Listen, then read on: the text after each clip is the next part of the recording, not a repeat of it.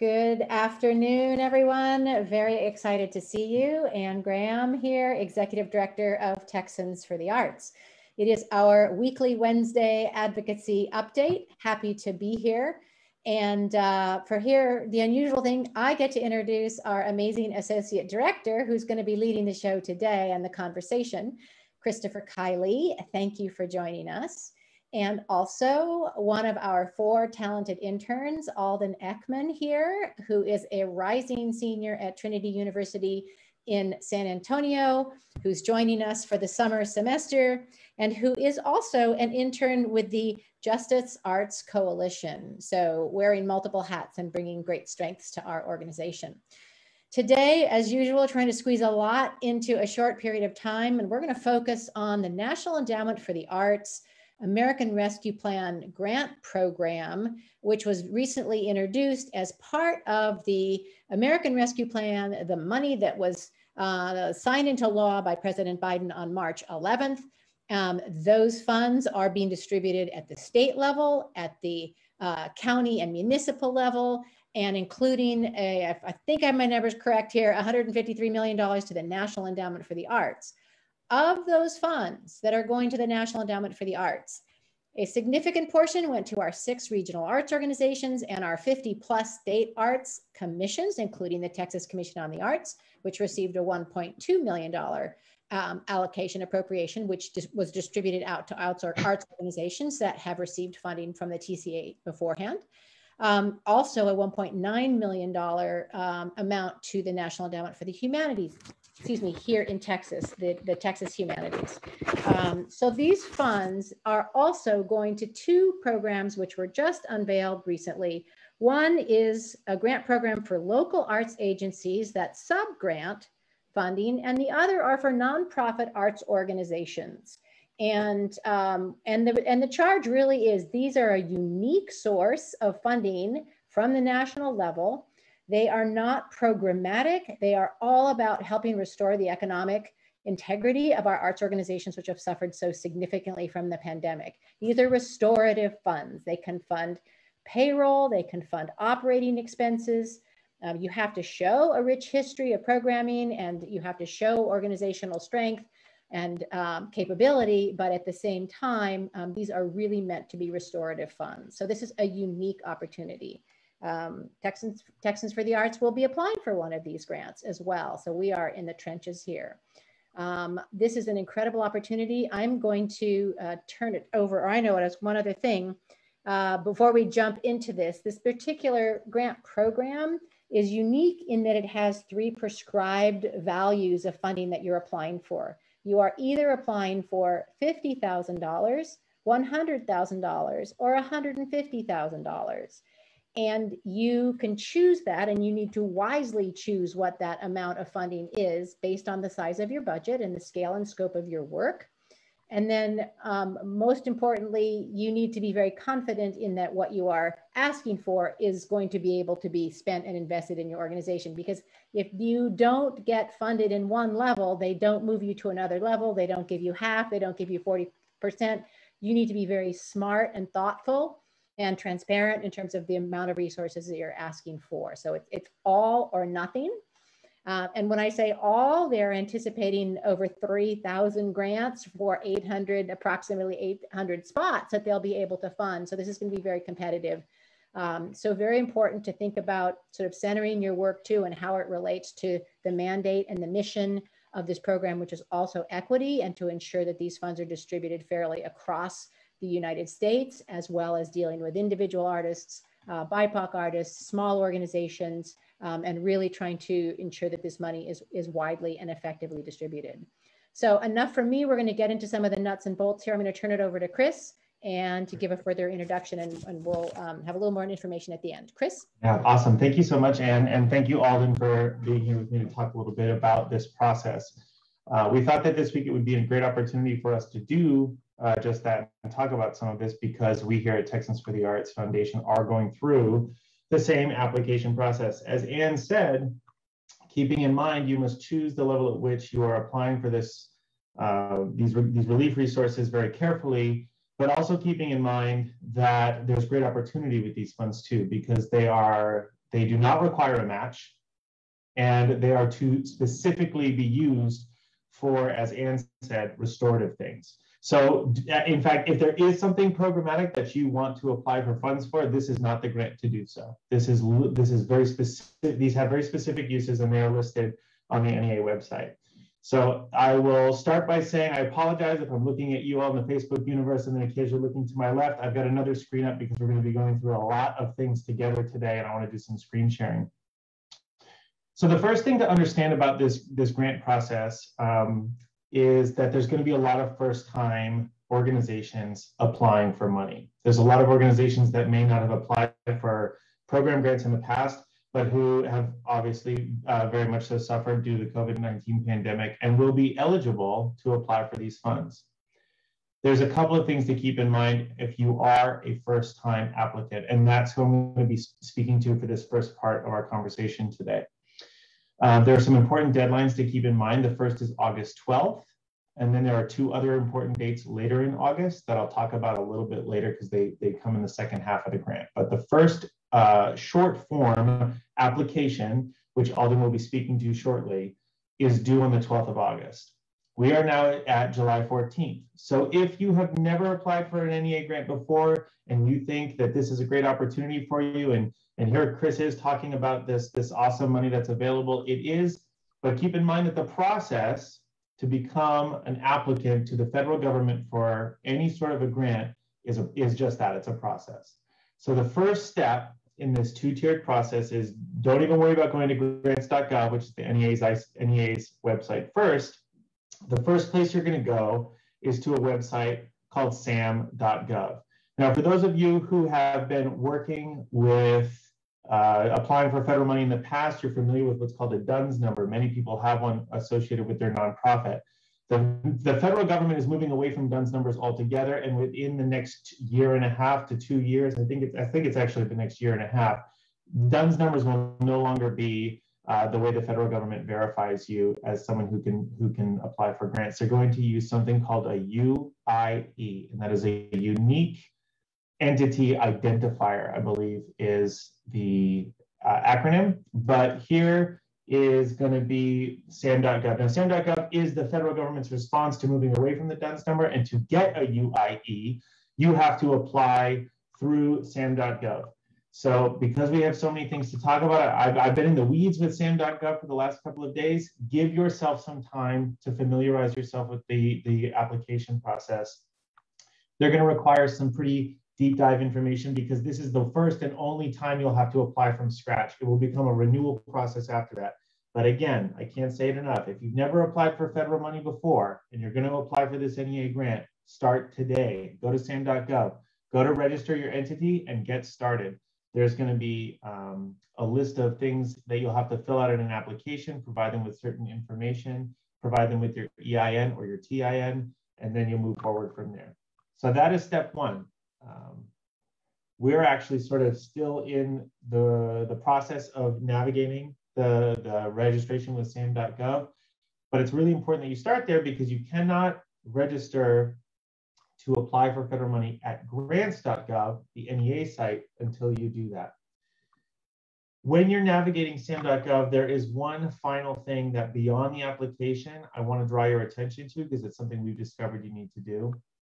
If you're a first-time applicant and you're not using your DUNS number and you're applying for this UIE, you will need to get the authorized user or the authorized representative of your company. In our case, obviously, we'll be using our executive director. Whoever is going to be the one responsible for physically submitting the grants and the grant opportunities to the federal government will need to get a letter notarized, scanned, and sent to the feds, making sure that with language that states that you're authorized to do that.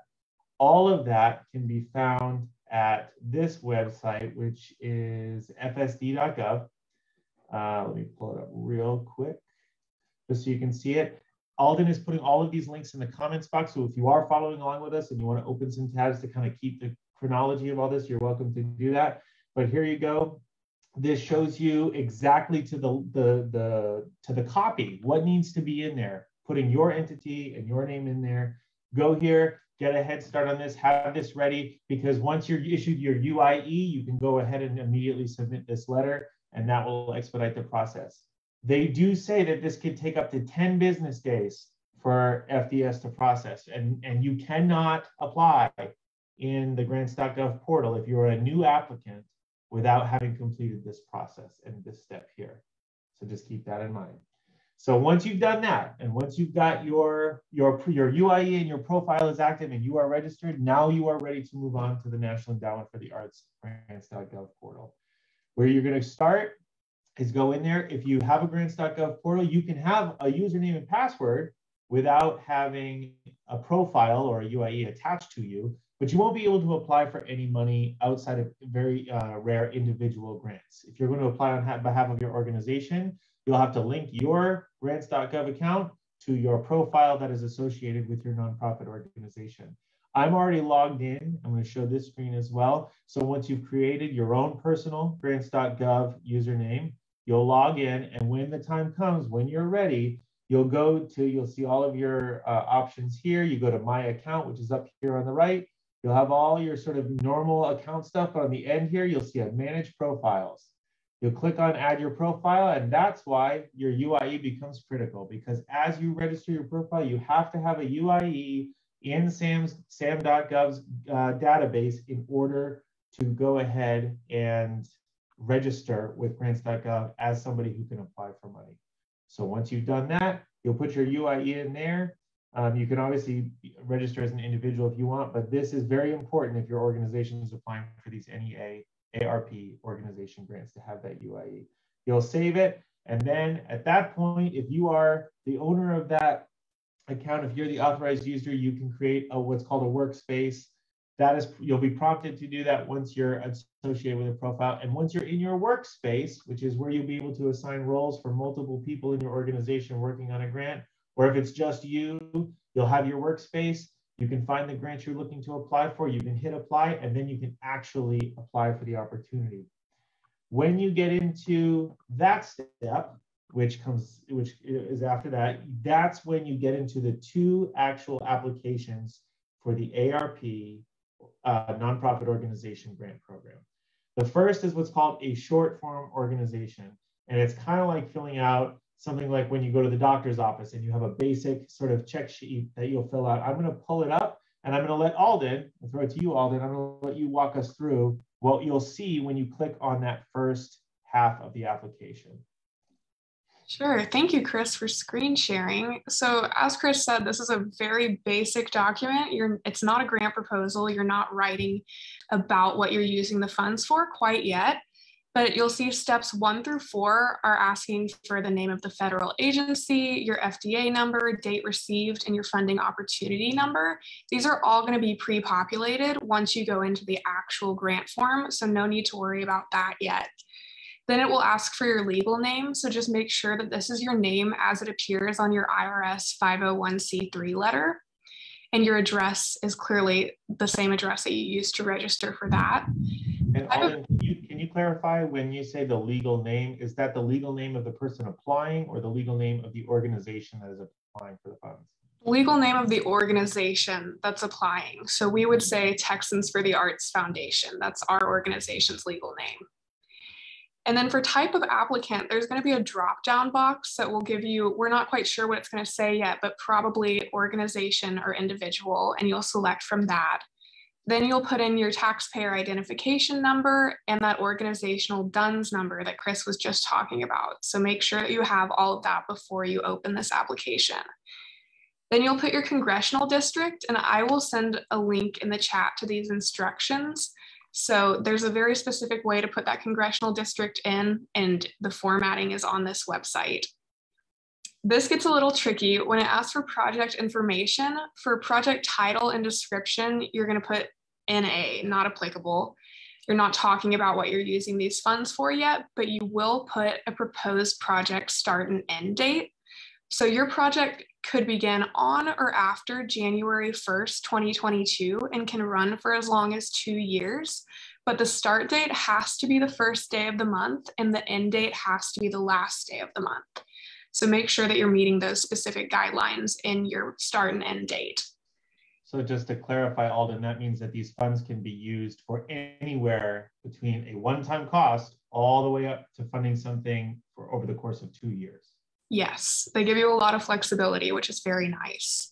Very good. And then for project director, you'll put email address and some other contact information. And then your primary contact or grant administrator, so the individual who should be contacted on all matters involving this application and who would be involved if this grant was awarded and administrating those funds. Then you will have some requested information for the authorized organization representative who's authorized to actually submit the application to grants.gov. And then you'll just click I agree at the bottom, and that's it for form number 1. So it's pretty straightforward. Awesome, thanks, Alden. Just a couple things I'll follow up on with Alden. Make sure that some of your organizations might be pretty big. You might be blessed to have a couple of people who are going to be working on this grant. Somebody who perhaps is not the authorized user or the person on the UIE from SAM.gov who's going to be administrating the grant, right? They might be your administrator or your project director, but I would be sure that whoever you use as this authorized representative for your organization would be the same person who's going to be on any of your SAM.gov application paperwork. I have not seen anywhere that says that's explicitly the case, but I think you might get in the weeds if you have a different authorized representative from somebody who's mentioned as the top of the pyramid on your SAM.gov application. So that is all due by the 12th of August. Once you get through the 12th of August, we have the grant sort of separates into 2 branches. The grant is exactly the same, except for one has a week window beginning. Alden, if you can look up those dates exactly for me. There's like I believe the 3rd week of August and the last week of August, depending on what letter of the alphabet the legal name of your organization starts with is when you will have the window to apply. Nobody gets more time with an open window than somebody else. They're just 2 separate windows, one for the first half of the alphabet and one for the last half of the alphabet. So for group A through L, you'll have August 19th to 25th. And for group M through Z, you'll have August 27th to September 2nd. So ensure that whatever your legal name is, you're applying in the correct window. And so if your legal name starts with "the," you're not going to use "the" as the guiding word. It's the word that comes after that. So if we were the Texans for the Arts, it would still be T, but we would use Texans as our first word. Awesome. That's great. That's great to clarify, Alden, because it would be really easy to miss that. So once you've submitted that first half of the application, within a day or 2, grants.gov is going to issue you keys, so to speak. It's going to be a grant identifier and a password that will all be clearly identified for you in your grant portal that is going to let you open the second half of the application. You cannot apply for part 2 if you don't get part 1 in fully, correctly, and on time. So I would suggest getting going on that as soon as you can. I'm not going to spend too much time on the second half of the application, although it is the meat of the application, because I wanted to get everybody up to speed about how to get the ball rolling, because again, time is of the essence. I will show, there's another link that Alden's going to put in the comments box. This is going to be the instructions for the second half. And you'll see they walk you through how to use the document, accessing your portal. It gives you all this, and this is available now. And it also is going to go through every piece of the puzzle that you will need for your application. Obviously, here you go. Here's exactly what we're just talking about. These are going to be when you submit in your different parts. But it's going to go through every piece of the puzzle that you need to put together to navigate the end of the second half of this application. So there's where your access is. And I just want to scroll down to a couple things down here that I think are useful information. This is just the nuts and bolts of what's going to go in there to give you an idea. You're going to have to provide a background for your organization. You're going to have to provide some mission work. You're going to have to provide a budget form. So think very clearly about how you're going to use this money, because the NEA is going to need to know exactly how you're going to spend it.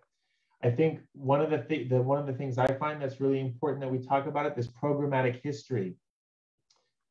Unlike a lot of other grants I've seen, in this one, they want to see 3 years of programming. They do not have to be consecutive, and they are well aware that they call it recent. They don't really set a date on it. Everyone knows that nobody was making art in 2020 because everyone was stuck inside. So if you adapted and did visual programming, you can absolutely use that as program. For example, Texans for the Arts, we did all virtual regional meetings all throughout the early part of 2021 when we were still coming back. That is the kind of thing that we would use as programmatic, sort of proof of programmatic history for our organization. But the thing is, it has to be 3 years, and you highlight one thing each year you choose.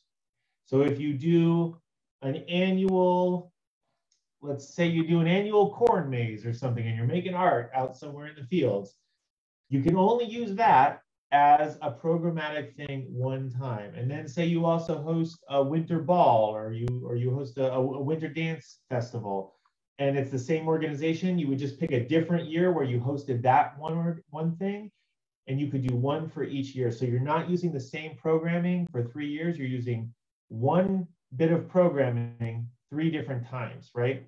And maybe that wasn't as clearly as I meant. You have 3 different things each different year. So you cannot use the same piece of programming more than once. That's what I was trying to say. So once you do that, you'll go through again. I think, Anne, I'm going to suggest that we circle back to this in a couple of weeks when we're really getting ready to start throwing, right before these application portals open for part 2, and go through some of the things that people might be dealing with. But it's very comprehensive, but it's all there for you. We're already kind of way over where we normally go, but I just thought it was important. This is not necessarily an easy process to get started. Once you are in the grants.gov pool of people who are eligible to apply for money, it gets a lot easier and the instructions get a lot more clear. But for those of you who have already applied for federal money in the past, some of these steps you may not even have to deal with, because there is a transition right now between a very DUNS-oriented eligibility verification model shifting into this new SAM.gov UIE model. So we'll keep you posted as that process continues to unfold, but you do have until April to get registered with SAM.gov before your DUNS number becomes a thing of the past. So with that, I guess, man, that was a lot. I'm going to throw it back to you, and if you have questions, thoughts, I hope that was comprehensive. I hope it was helpful.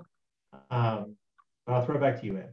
Yes, no, thank you very much. And it's a mouthful of acronyms, and it's a mouthful of waiting as these processes happen. So thank you for clarifying that. Because it is so much information on our website, texansforthearts.com, at our American Rescue Plan resource page, we will, by the end of the day, post a URL link there for the National Endowment for the Arts has done a series of webinars, and we'll post that there. Again, it covers this material and it's very comprehensive. They also, on the NEA.gov website, have an incredible accessible office hours where you can connect directly with staff. They really want this to be as simple as possible. They want to encourage applications. So no matter what the question is, you're invited, and they give the hours and the dates, and there's a lot of time available for that. So get all this registration and all these acronyms taken care of. That's the first and foremost thing, as you've just heard. Then get that August 12th 2.5 pager in, which should be pretty easy once you've done all the numbers. Then you'll wait for that response. Then you'll work on phase 2, which is the larger grant. And the more comprehensive one about how you will use those resources and who you are as an organization, and why your work merits this kind of support. Again, very competitive. And I highly recommend, if it is your first time applying for federal money, I absolutely recommend going to go to those office hours, get to know the NEA.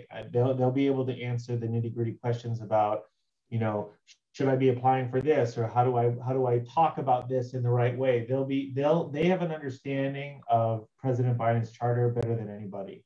But do keep in mind, let me just clarify, I can't say it enough. Don't go to the NEA office hours thinking they're going to be able to help you with your SAM registration or acquiring your UIE. They made it explicitly clear those are two completely separate things. So if you need help, you'll have to seek out help from sam.gov on that front. Okay. Alden, any last minute comments? I don't think so. I think Chris covered everything quite well. Okay, great. Well, thank you all so much for sticking with us more than our 15 minutes. Well worth it. Good luck. We look for on our webpage for our resources on American Rescue Plan, and don't be shy about reaching out to the NEA.gov for additional Q&A. And again, we have things in our chat box here and links. So, but all those links and things are available at NEA.gov, and there's just a lot of information there. So they're trying to make it easy. So thank you all for sticking with us. Next week, we are having Catherine Sack, the Executive Director of the Texas Downtown Association, joining us. We look forward to talking about kind of the partnership that we develop and work together on various initiatives at the legislature and in our communities. And then week following, we'll be touching base again, bringing you up to speed on what more we've learned about this process for the NEA ARP funds. And we thank you for joining us. So we'll see you next Wednesday at 4 o'clock. Okay. Thanks, everybody. Bye.